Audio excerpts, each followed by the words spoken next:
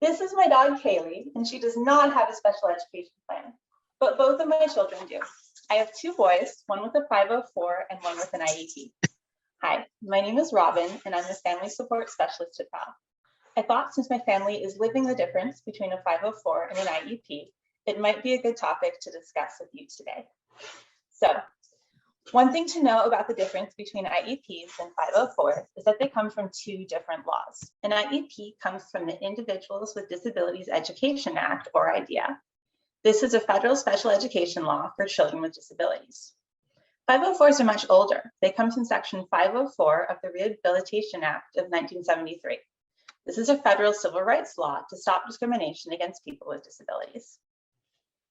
So what are some other differences?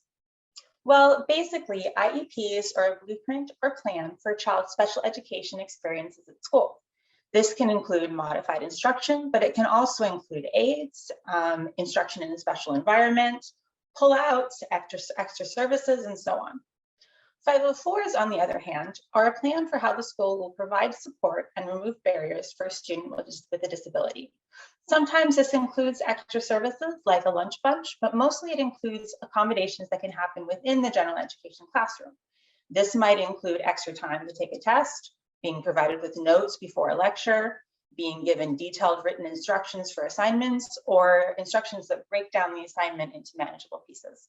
Generally, they're things that the general education teacher can handle, whereas IEPs include services that go beyond that. Another difference between IEPs and 504s are who is eligible for them. It's a lot more difficult to get an IEP than to get a 504. And that's because to qualify for an IEP, a child has to have one of 13 disabilities listed in the law IDEA. The law lists specific challenges like learning disabilities, ADHD, autism, emotional disturbance, and others. In addition, the disability must affect the child's educational performance or ability to learn and benefit from the general education curriculum. The child must need specialized instruction to make progress in school. To get a 504, on the other hand, the child can have any disability.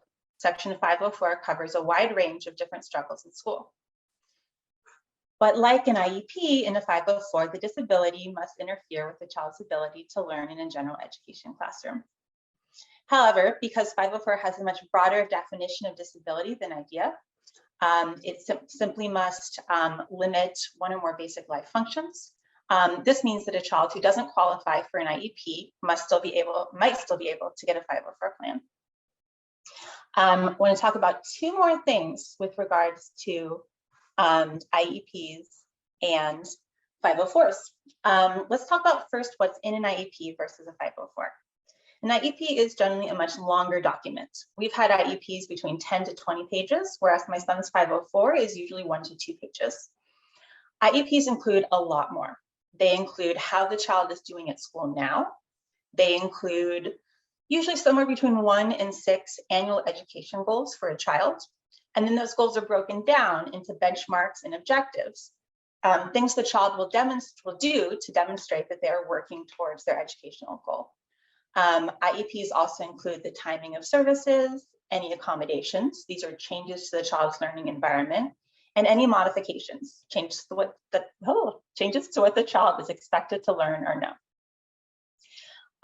504s include far less. They do not include levels of current academic performance. They do not include goals. They simply include a list of accommodations, supports, or services for the child. And as I said, these might be things like, these are things that can take place within the general education classroom, such as extended time for tests. 504s also include the names of who will provide each service and the names of the person responsible for ensuring the plan is implemented. One more thing about 504s and IEPs is how they are funded. They are similar in that both provide services at no cost to parents and kids.